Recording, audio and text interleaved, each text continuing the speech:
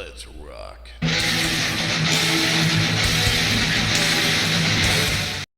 Hey Rockstars, Vane here. Wow, holy crap, it feels like forever since I've said that intro. But anyway, I'm here to discuss my thoughts on the Battlefield 1 open beta, and before that though, there's a few things I'd like to talk about, like for example, where the hell I've been, and what kind of content you guys can expect in the near future. I've been very busy the last few months settling into a new job, among other things.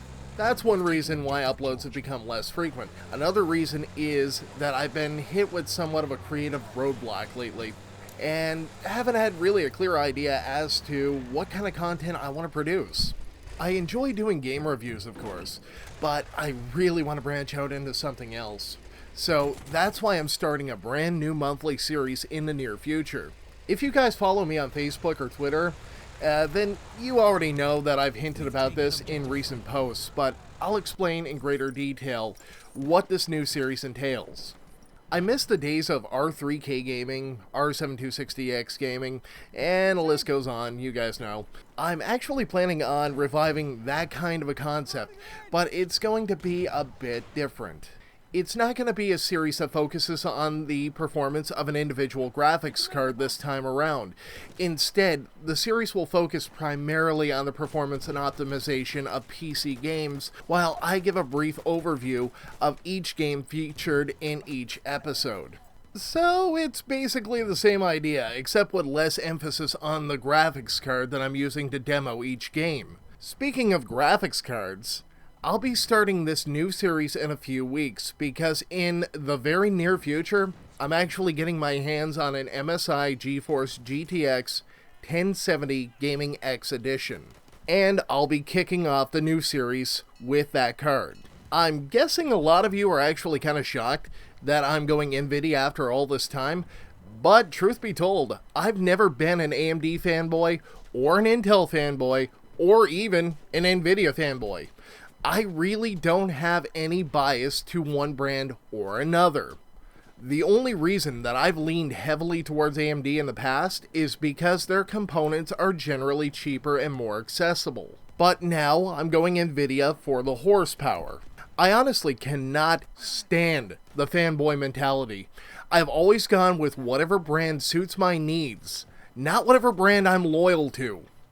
But that's a topic for another time, and I really don't feel like opening that can of worms. Okay, now that that's out of the way, let's talk about the Battlefield 1 open beta. It feels like yesterday that I was actually railing on the Battlefield Hardline beta. It's hard to believe that that was actually 2 years ago now. But here we are with another Battlefield beta. But there's one big difference between the two.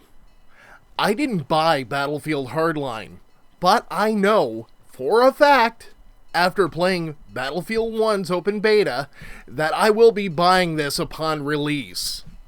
So far, it's been almost nothing but positive. I love this beta, and hopefully it doesn't change too dramatically between now and the full release. I find that Battlefield 1 puts far more emphasis on teamwork and individual skill than past recent entries in the series. No more can you hide and spawn with a fucking mortar tube. You know who you are.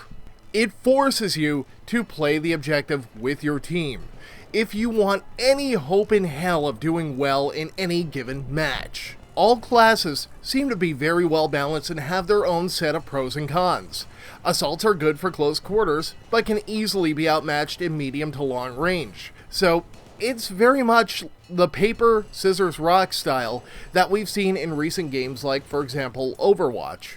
There's a time and a place for each class, and knowing when to use one over the other will likely be the difference between victory and defeat. The graphics are also a very decent step up over Battlefield 4 as well. This seems to be right on par with the visuals we saw in Star Wars Battlefront. It's remarkably gorgeous. Okay, so let's talk about a few of the problems I have. The only problems that I've really encountered is a few bugs. Like, for example, when trying to mantle over an object, it does the animation where my soldier climbs over it, but I get reset to where I was before I started climbing. This gets especially annoying if you're trying to avoid incoming fire and it gets you killed as a result, which has happened far, far more than once. The one other problem I have is the tanks. I know, they're tanks. They're meant to be mobile death-dealing fortresses. But I just honestly wish that there were a few other options to take them out. Battlefield 4 had far, far, far too many, whereas Battlefield 1 has far too few. The Assault has a decent anti-tank grenade, sure, but the rest of the classes have a smaller, more dumbed-down version, which doesn't do a whole lot.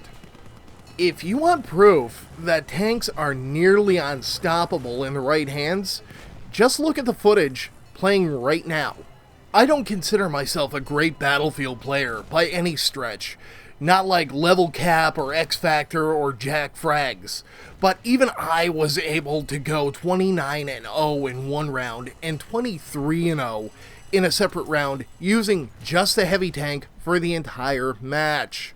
I'd like to see a bit more balance when it comes to these lumbering behemoths. But anyways, beyond that, I'm having a blast in the open beta, and when the full release becomes available in October, then I will see you guys on the battlefield. Also, keep an eye out for my upcoming Deus Ex Mankind Divided review, which should be coming along pretty soon. As always, take care and you rock! The enemy has armed objective butter.